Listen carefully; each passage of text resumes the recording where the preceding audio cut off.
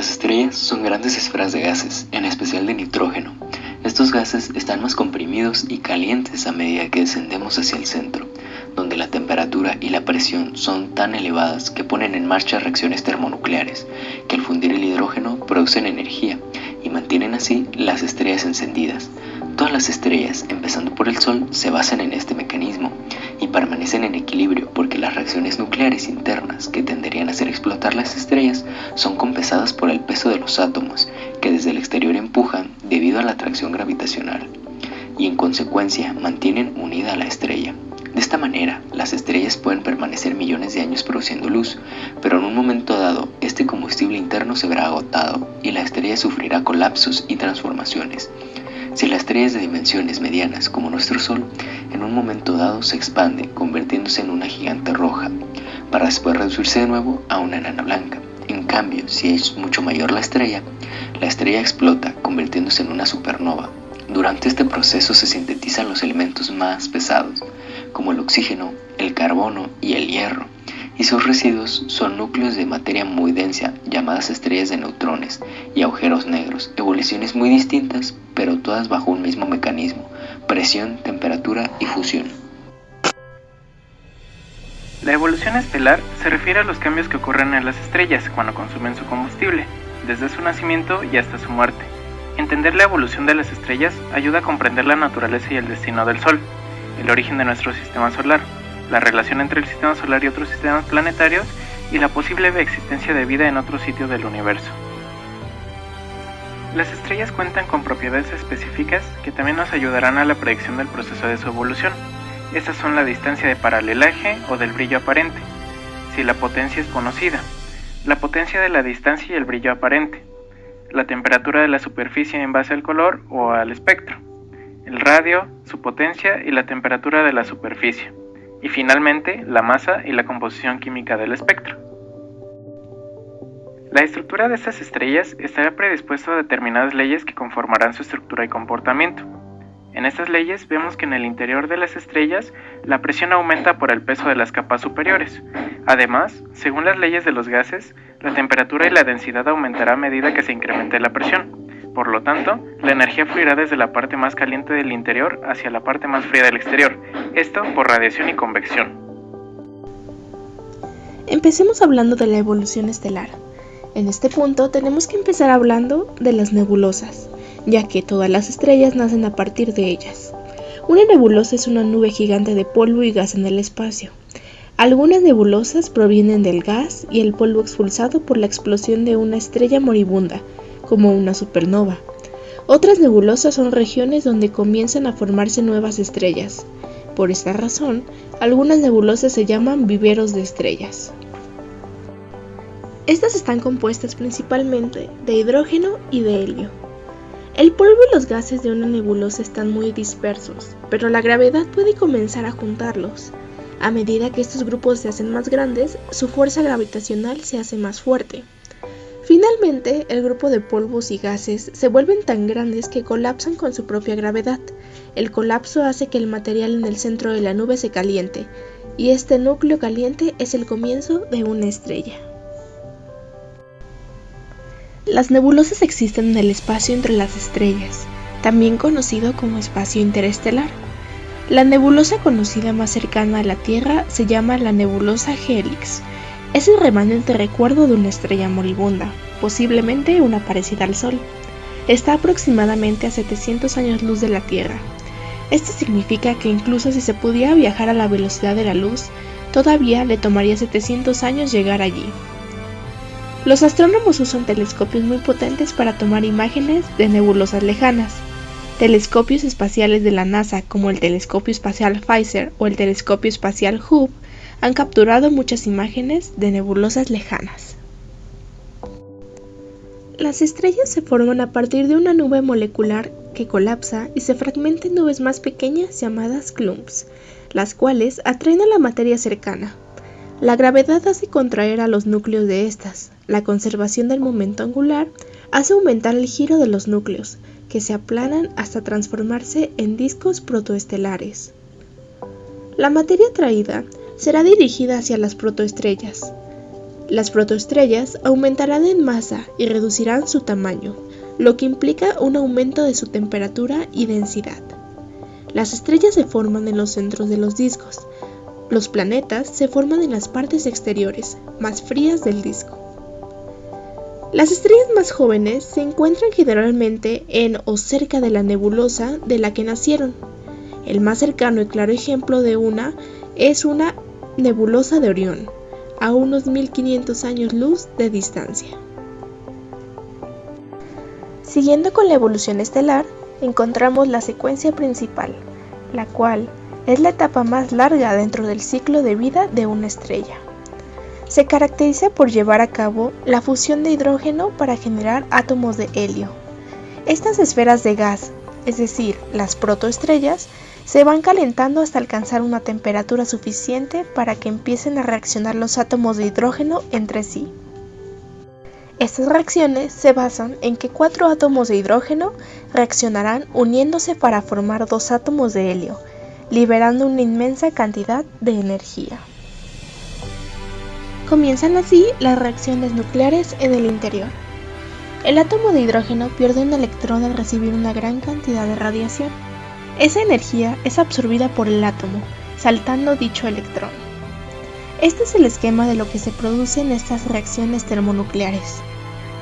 Durante la secuencia principal, la estrella consume el hidrógeno de los alrededores para hacer fusión nuclear, donde 4 átomos de hidrógeno se convertirán en 2 átomos de helio, cuyas partículas residuales serán liberadas en forma de radiación electromagnética fuera de la estrella.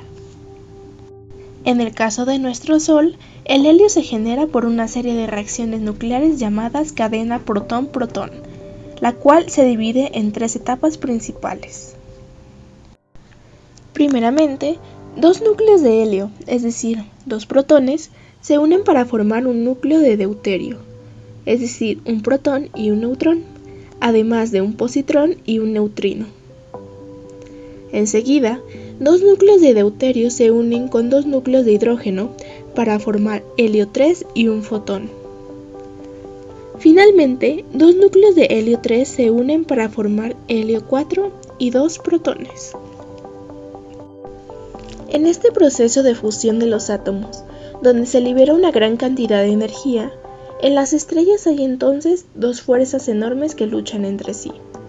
Por un lado, la fuerza de la gravedad, debido a todo el material que tenemos dentro y la cantidad de átomos reaccionando. Y por otro lado, tenemos la fuerza nuclear, de esas reacciones que comentamos anteriormente, que generan fotones, emiten luz y que son como enormes bombas atómicas.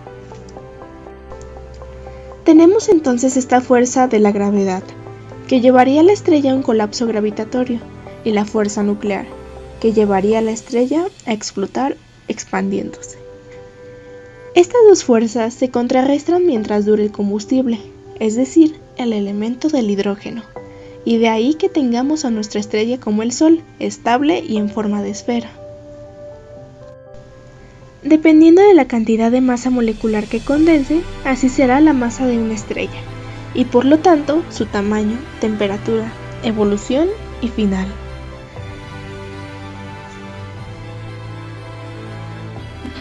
Pero entonces, ¿por qué no se colapsa o se contrae el Sol? Para esto tomaremos de ejemplo un globo. Al inflarlo, el globo está empujando hacia adentro por la presión atmosférica. No se encoge, pues la presión del gas está empujando hacia afuera. Esta es la representación de cómo lo veríamos en el interior del Sol, por tomar un ejemplo, pues la gravedad haría que éste empuje hacia adentro, mientras que los gases internos de la estrella ejercerían una presión hacia afuera que se compensa. Por otro lado tenemos el espectro de las estrellas. Los astrónomos aprenden sobre objetos celestes gracias a la luz que emiten. El espectro proporciona información sobre la composición, la temperatura, las velocidades y otros elementos. Del lado izquierdo encontramos el espectro, que son de estrellas de diferentes temperaturas. Las más altas se localizan en la parte superior.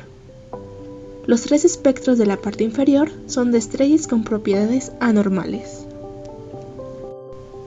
Hacia 1910, Ernst Gelsprand estudió la relación entre magnitudes absolutas y tipos espectrales de las estrellas.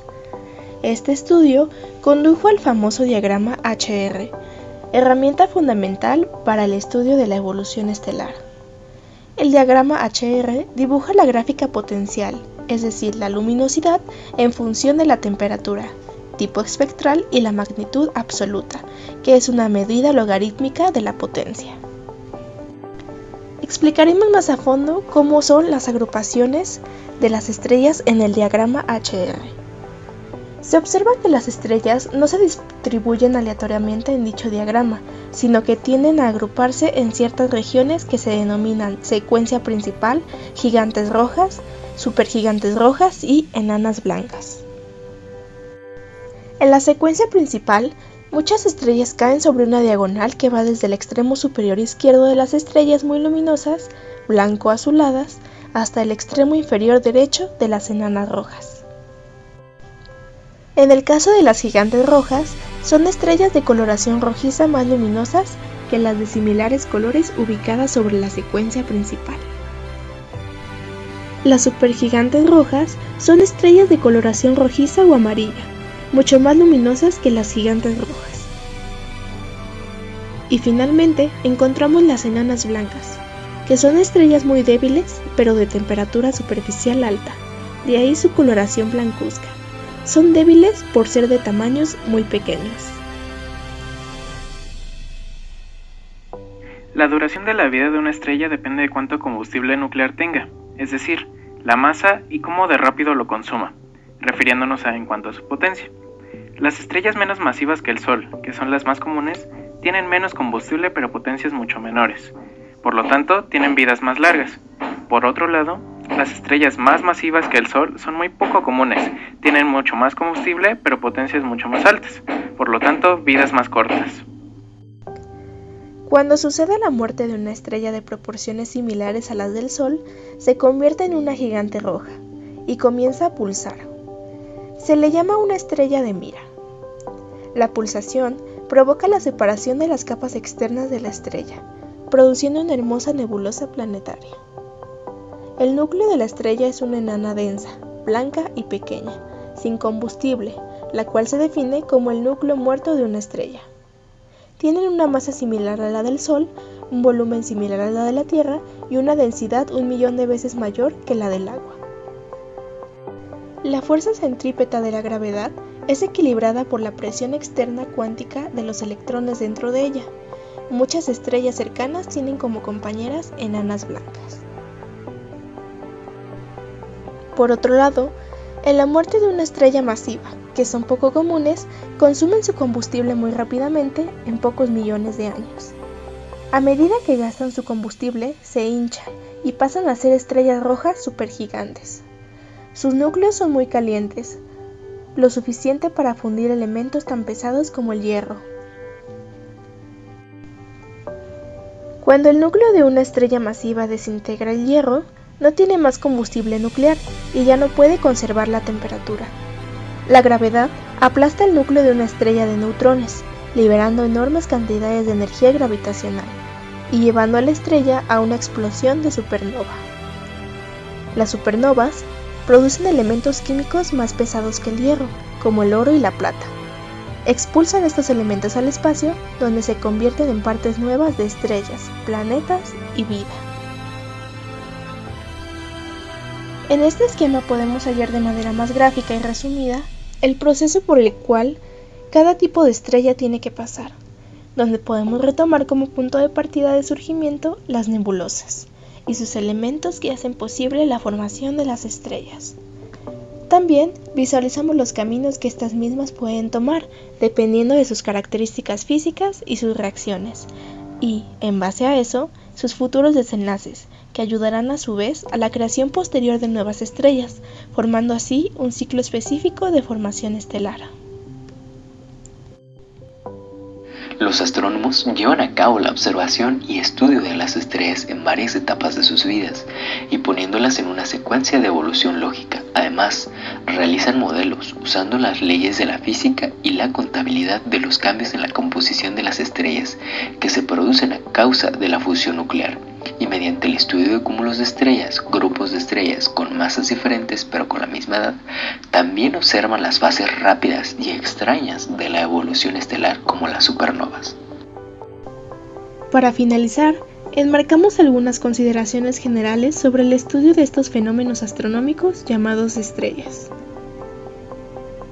La gravedad impulsa la formación, la vida y la muerte de las estrellas. El nacimiento de una estrella explica el origen de nuestro sistema solar y otros sistemas planetarios.